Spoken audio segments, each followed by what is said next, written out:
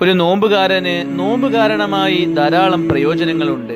അതിൽ പ്രധാനപ്പെട്ട 7 പ്രയോജനങ്ങൾ. അതിൽ ഒന്നാമത്തേത്, ആ നോമ്പ് കാരണമായി കണക്കില്ലാതെ പ്രതിഫലം അവൻ ലഭിക്കുമെന്നുള്ളതാണ്. മറ്റ് അമലുകളെക്കാളെല്ലാം വലിയ പ്രതിഫലം നോമ്പിനുണ്ടെന്ന് ഹദീസുകളിലൂടെ മനസ്സിലാക്കാൻ പറ്റുന്ന കാര്യമാണ്.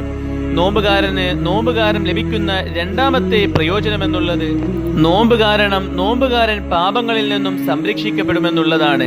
ഒരു പരിചയെ പോലെ നോമ്പുകാരനെ പാപങ്ങളിൽ നിന്നും നോമ്പ് സംരക്ഷിക്കുന്നതാണ്.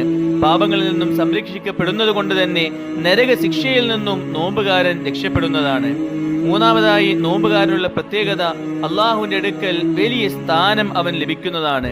അഥവാ അള്ളാഹു അവനെ വലിയ രീതിയിൽ ഇഷ്ടപ്പെടുന്നതാണ്. ഒരു നോമ്പുകാരൻ നോമ്പ് നോക്കുമ്പോൾ അവന്റെ വായയിലുണ്ടാവുന്ന ഗന്ധം, ആ ഗന്ധം അള്ളാഹുവിന് കസ്തൂരിയേക്കാൾ പ്രിയങ്കരമാണ്. ആ ഗന്ധം അള്ളാഹുവിന്റെ അടുക്കൽ കസ്തൂരിയേക്കാൾ സുഗന്ധമുള്ളതാണ്. ഇതിലൂടെയെല്ലാം നോമ്പുകാരനെ അള്ളാഹു എത്ര ഇഷ്ടപ്പെടുന്നുവെന്നും നോമ്പുകാരന് അള്ളാഹുവിന്റെ അടുക്കൽ എത്ര വലിയ സ്ഥാനമാണ് എന്നും അള്ളാഹു അറിയിക്കുകയാണ്. നാലാമതായി, നോമ്പുകാരൻ പരലോകത്ത് അള്ളാഹുവിനെ കണ്ടുമുട്ടുന്ന സന്ദർഭത്തിൽ അവൻ സന്തോഷത്തിലായിരിക്കും, അവൻ അള്ളാഹുവിന്റെ തൃപ്തിയിലായിരിക്കും. അഥവാ പരലോക വിജയം നോമ്പ് കാരണമായി അവൻ ലഭിക്കുന്നതാണ്. അഞ്ചാമതായി, നോമ്പുകാരന് സ്വർഗം മാത്രമല്ല, ആദരിക്കപ്പെട്ട നിലയിൽ സ്വർഗത്തിൽ പ്രവേശിക്കാനുള്ള ഭാഗ്യം ലഭിക്കുന്നതാണ്. നോമ്പുകാരന് വേണ്ടി സ്വർഗത്തിൽ പ്രത്യേക കവാടമുണ്ടാകുന്നതാണ്. ആ കവാടത്തിന്റെ പേര് റയ്യാൻ എന്നാണ്. ആ കവാടത്തിലൂടെ നോമ്പുകാർ മാത്രമാണ് പ്രവേശിക്കുക.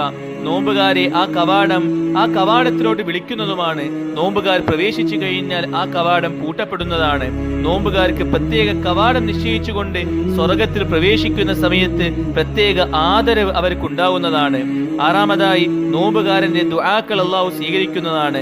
നോമ്പുകാരൻ നോമ്പ് തുറക്കുമ്പോൾ ചെയ്യുന്ന ദുആ അള്ളാഹു ഒരിക്കലും തട്ടിക്കളയുന്നതല്ല എന്ന് നബിതങ്ങൾ സല്ലല്ലാഹു അലൈഹി വസല്ലം അറിയിച്ചു തന്നു. ഏഴാമതായി, നോമ്പുകാരന് അവന്റെ നോമ്പ് കാരണമായി മുൻകഴിഞ്ഞ പാപങ്ങൾ മാപ്പാക്കപ്പെടുന്നതാണ്.